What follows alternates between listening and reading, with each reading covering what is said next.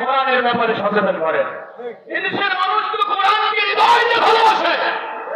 আজকে প্রায় 17-18 বছর আল্লাহ আমাকে দাওয়াতি দ্বীনের ময়দানে কবুল করেছেন। আল্লাহ সারা দেশে আমাকে ঘুরিয়েছেন। আমি আমার ব্যক্তিগত অভিমত হলো এদেশের মুসলমানেরা কোরআনে পড়তে পারে না, কিন্তু কোরআনকে তারা জীবনের চেয়ে বেশি ভালোবাসে। এদেশের মুসলমানেরা রসুলের জীবনী জানে না। আলেম ওলামাদের মুখ থেকে হয়তো শুনে শুনে রসুলকে ভালোবেসে ফেলেছে। বাবাকে গাড়ি দিয়ে সহ্য করতে পারে, তাকে অপমান করলে মেনে নিতে পারে, কিন্তু রসুলের অপমান তারা সহ্য করতে পারে না। আমার সামনে অনেক যুবক বসে আছে, কোরআন পড়তে পারে না, কিন্তু কোরআনের জন্য যদি জীবন দেওয়ার প্রয়োজন হয় তারা বিমান বাচ্চার মেয়ে ত্যাগ করে আল্লাহর কোরআনের জন্য জীবন দিতে পিছপা হবে না।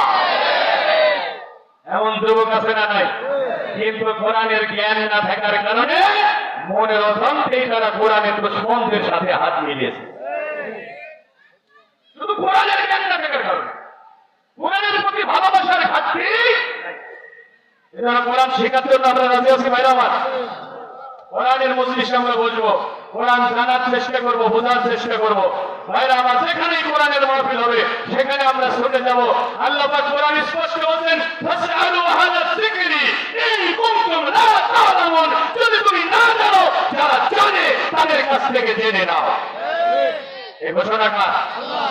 ভাইরা আমার, একান্ত প্রিয় বন্ধুরা আমার, আমি যখন 2010 সালে মাগুরা শহরে একটা কোরআনের মাহফিল ছিল, এখানে সৈয়দ নজরুল ইসলাম সাহেবের ছেলে সাব্বির আহমদ উসমানী ছিলেন। প্রচন্ড বৃষ্টি, মাঠে মাহফিল হলো না, মসজিদে কোরআনের মাহফিল হলো। আমার আলোচনার পরে যশোরের একজন পথিত দশা আলেম, তখনও তার সাথে আমার পরিচয় হয় নাই, উস্তাদুল্লাহ সাহাবিদা, আমি খুব কাছে থেকে তার স্নেহ ধন্য হয়েছি, খুব কাছে থেকে তাকে পরখ করার সুযোগ আমার হয়েছে। তিনি আলোচনা করতেছিলেন, আমি তার পাশে বসে শুনতেছিলেন।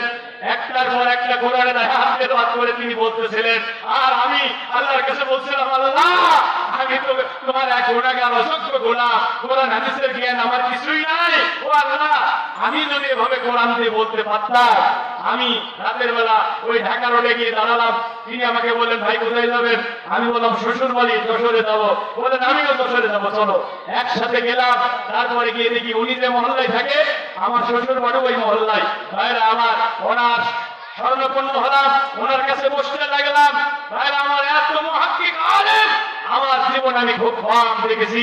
কোরআনের আয়াতের গভীরে ঢুকে নির্ভর করে আনার সামান্য প্রতিভা আল্লাহ তাকে দিয়েছেন।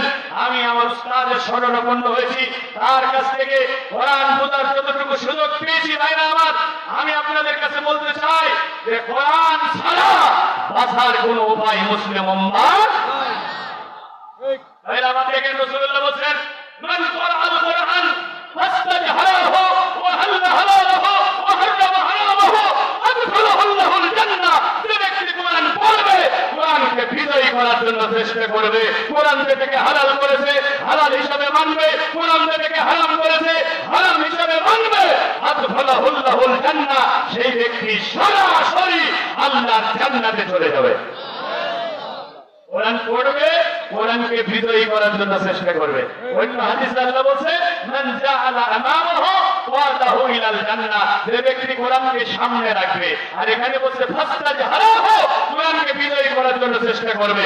এখন সামনে রাখা আর বিজয়ী করার মানে কি একটু জানার দরকার আছে না নাই? কোরআনকে বিজয়ী করার মানে হলো সকল বিধানের উপরে থাকবে আল্লাহর কোরআনের বিধান। একটু কথা বলেন। কোরআনকে সামনে রাখার মানে হলো আপনি কোরআন সামনে নিয়ে খানা খাবেন, কোরআন সামনে নিয়ে পড়ালেখা করবেন, কোরআন সামনে নিয়ে ঘুমাতে যাবেন। বিষয়টা কি তাই?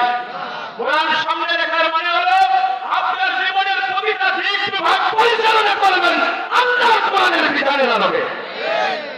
এখন আমাদের জীবন চলার প্রতিটা দিক বিভাগ কোরআনের বিধান অনুযায়ী কি পরিচালিত হয়? আলো টাকার মুসলমানেরা কথা বলতে হবে।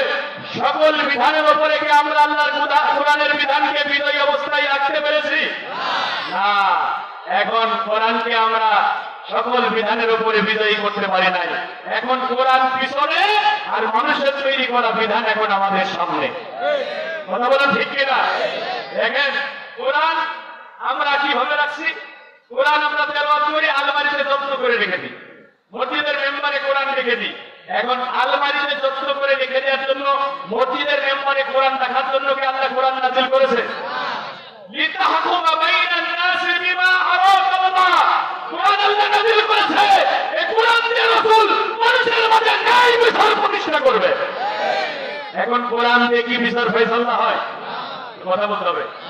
কোরআন দিয়ে কি বিচার ফয়সালা হয়? আচ্ছা, কোরআনের বিচার ফয়সালা যারা চান না, তারা একটু হাত তুলে দেখেন তো। কোরআনের আইন দিয়ে বিচার ফয়সালা হোক, এটা আপনারা চান কিনা?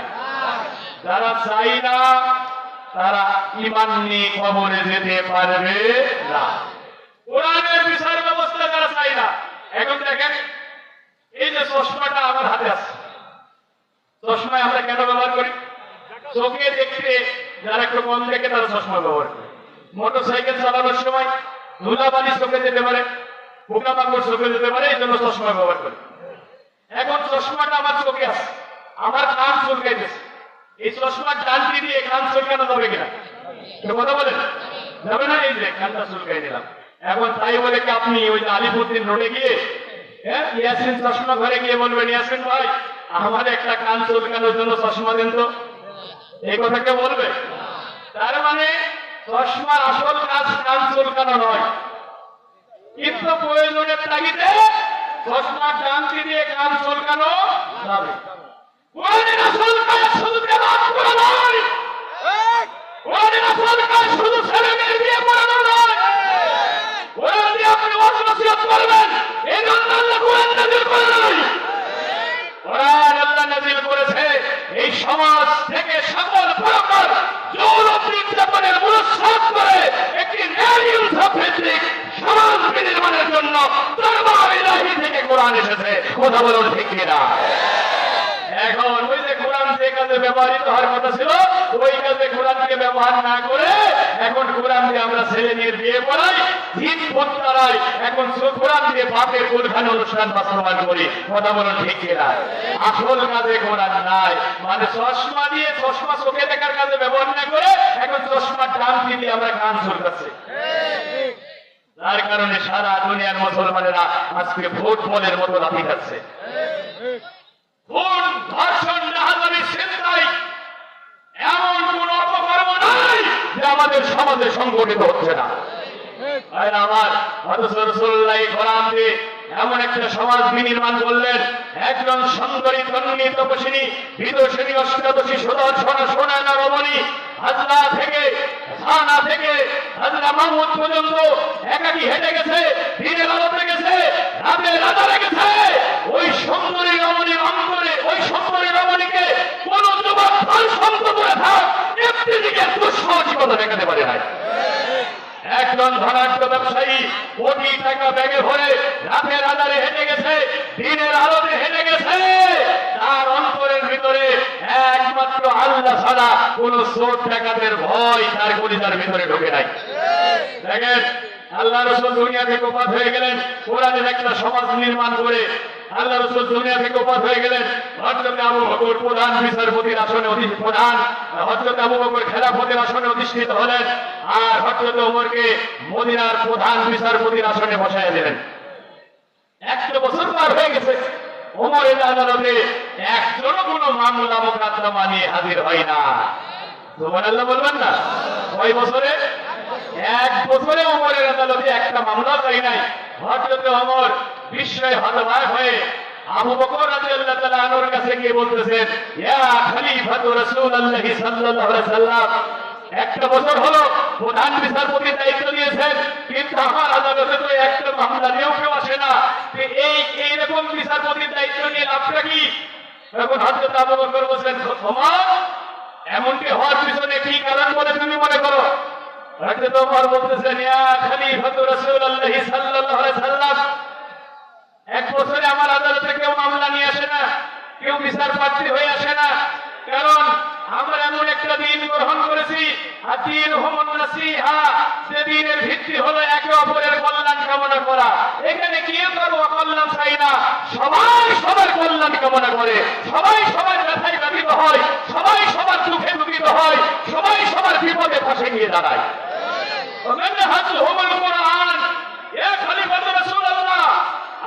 আমাদের সংবিধান হলো আল্লাহর কোরআন। আমাদের সংবিধান কি?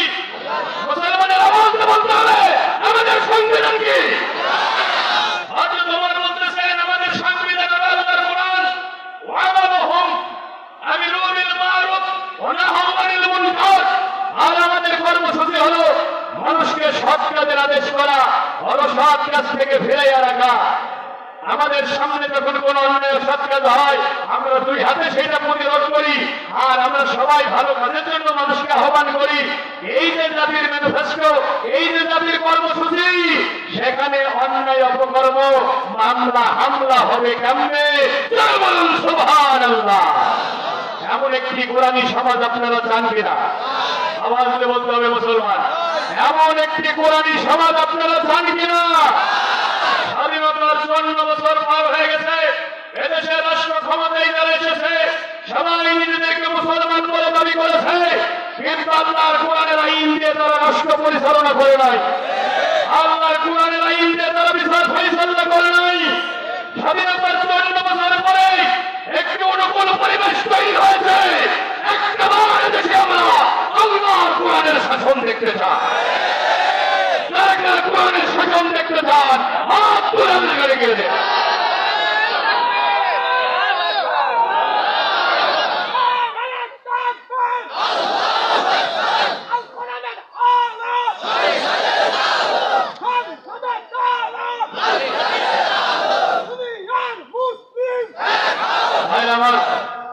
আমি কার আইনের কথা বলেছি? আপনাদের কারো কি মন খারাপ হয়েছে? দেখে কিছু মুসলমান নামাজের ওয়াজ করলে মন খারাপ হয় না, রোজার ফজিলতের কথা বললে মন খারাপ হয় না, হাজের ফজিলতের কথা বললে মন খারাপ হয় না, সকাল সন্ধ্যা জিকিরের ফজিলতের কথা বললে মহা খুশি। কিন্তু কোরআনের আইন যে বিচার ফয়সালা হবে, সমাজ রাষ্ট্র চলবে, এই কথা বললে তার চেহারা থেকে তাকানো যায় না। তখন তো ভালো ওয়াজি করছিল, এখন দেখি ধর্মের নামে রাজনীতি শুরু করছে। শুধুমাত্র একমাত্র কোরআনের শাসনের কথা বলার কারণে আমার 17 বছরের বক্তৃতার জীবনে কত জায়গায় মামলা হামলার শিকার হয়েছি। নীলফামারী জল ঢাকাতে আমার উপরে হামলা করা হয়েছে, নওগাঁনি আমোদপুরে আমার উপরে হামলা করা হয়েছে, আমার উপরে হামলা করা হয়েছে। নবাবগঞ্জের মাহফিল থেকে ফেরার পথেই আমাকে অন্যায় ভাবে গ্রেফতার করে জেলখানায় ঢোকানো হয়েছে। আমার স্ত্রী সন্তানকে জেলখানায় ঢোকানো হয়েছে, কিন্তু আমরা থামি নাই, আমাদের থামানো যায় নাই, আমাদের কেউ থামাতে পারবে না।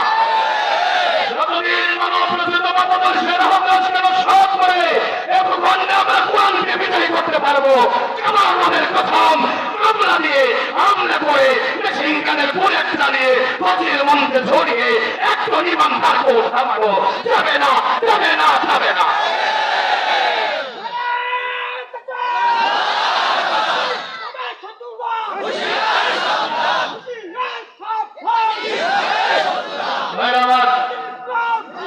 এবারে একটা দিকে দেখা, আমি কার আইনের কথা বলেছি?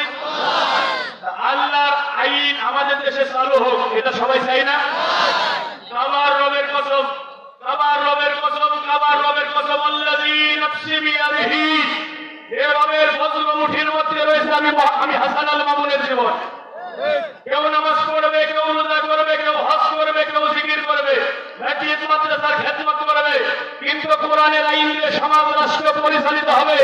এটা যদি সে না চায়, এটা যদি সে অস্বীকার করে, এই পথে যদি বাধা সৃষ্টি করে, এটা যদি সে অপছন্দ করে, তার সারা জীবনের নেক আমল আল্লাহ বাতিল করে দেবে।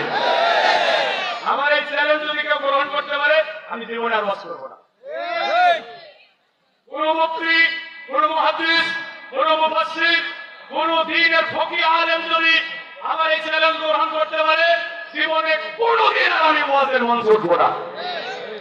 ভাই, আমি কার আইনের কথা বললাম? বলেন তো আমরা কার? জমিন কার? কোরআন কার? আমাদের মালিক কোরআনের মালিক, জমিনের মালিক আল্লাহর জমিনে, আল্লাহর জমিনে আল্লাহর বান্দাদের মাঝে আল্লাহর কোরআনের শাসন চলবে। আল্লাহর কোন বান্দাকে অস্বীকার করতে পারে? অস্বীকার করবে তো তারা কোরআন বিশ্বাস করে না। তারা আপনারা কোরআন ভালোবাসেন না? কোরআন পড়তে না পারলেও তো ভালোবাসেন। তাহলে আমরা কোরআনের শাসনের পক্ষে না বিপক্ষে? জোরে বলেন, কোরআনের শাসনের পক্ষে না বিপক্ষে? আমি কোরআনের পাতায় সূরা কাসাসের পাতায় লক্ষ্য করছি, এদেশে ইসলামের সূর্য উদিত হওয়ার জন্য অপেক্ষা করছে। আমি সূরা কাসাসের পাতা খুলে দেখছি যে আল্লাহ আমাকে, আমি যেন স্বপ্ন দেখছি আগামীর বাংলাদেশ হবে কোরআনের বাংলাদেশ। ونريد أن نمن على الذين استضعفوا في الأرض। 15 বছর যে কওমকে নির্যাতন করে করে দুর্বল করে রাখা হয়েছে, আল্লাহ বলছে আমি সংকল্প করেছি তাদেরকে আমি অনুগ্রহ করব। ونجعلهم أئمة ونجعلهم الوارثين। আমি তাদেরকে জমিনের নেতৃত্বের আসনে বসিয়ে দেব, আমি তাদেরকে জমিনের ওয়ারিস বানিয়ে দেব। আর আমি তাদেরকে জমিনে রাষ্ট্র ক্ষমতায় অধিষ্ঠিত করবো। এই সিদ্ধান্ত কার? আল্লাহ যদি কোন সিদ্ধান্ত নেয় সেটাকে কেউ রদ করতে পারে? আমি আপনি যদি কোরআনের বিপক্ষে অবস্থান করি তাও কোরআনের বিজয় হবে। আমরা সাহায্য সহযোগিতা করলেও কোরআনের বিজয় হবে, না করলেও কোরআনের বিজয় হবে। কারণ কোরআনের মালিক কে? আর জোরে বলেন না কেন? কোরআনের মালিক কে? আল্লাহ। কোরআনকে বিজয় করবেন কে?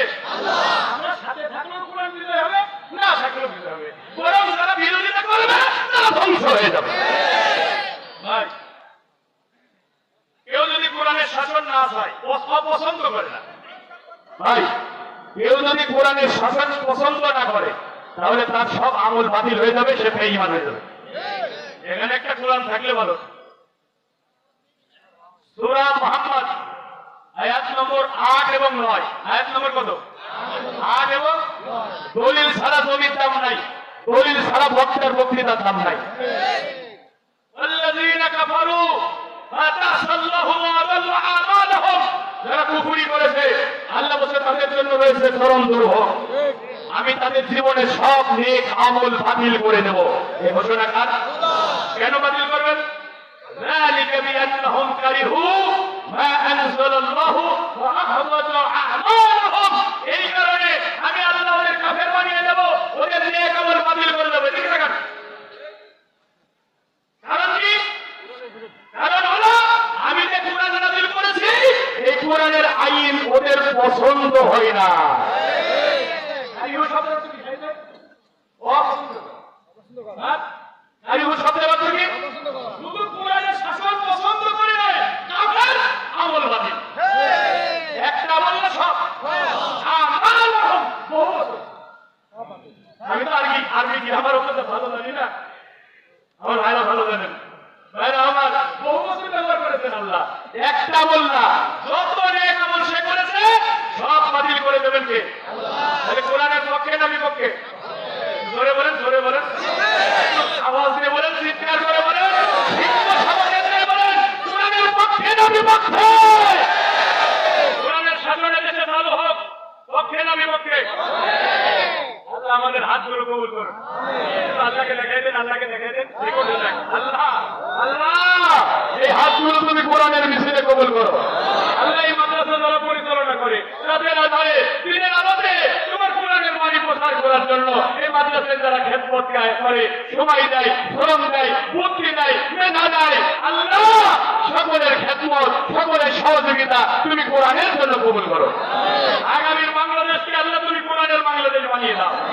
আল্লাহ আমরা প্রধানমন্ত্রী হতে চাই না, রাষ্ট্রপতি হতে চাই না, আল্লাহ আমরা তোমার কোরআনের রাষ্ট্রের ধারণা হতে চাই। আমাদের এই দুটি হাতকে তোমার কোরআনের রাষ্ট্রের ধারণা হিসেবে কবুল করো। ভাই আমি আবারও বলছি, এই আলমডাঙ্গার মানুষের সাথে আমার হৃদয়ের সম্পর্ক। সারা দেশে যত জায়গায় মাহফিলে যায় আলমডাঙ্গাতে আসলে আমি ইমোশনাল হয়ে যাই। এখানকার মানুষের ভালোবাসা আমি কখনো বলতে পারবো না।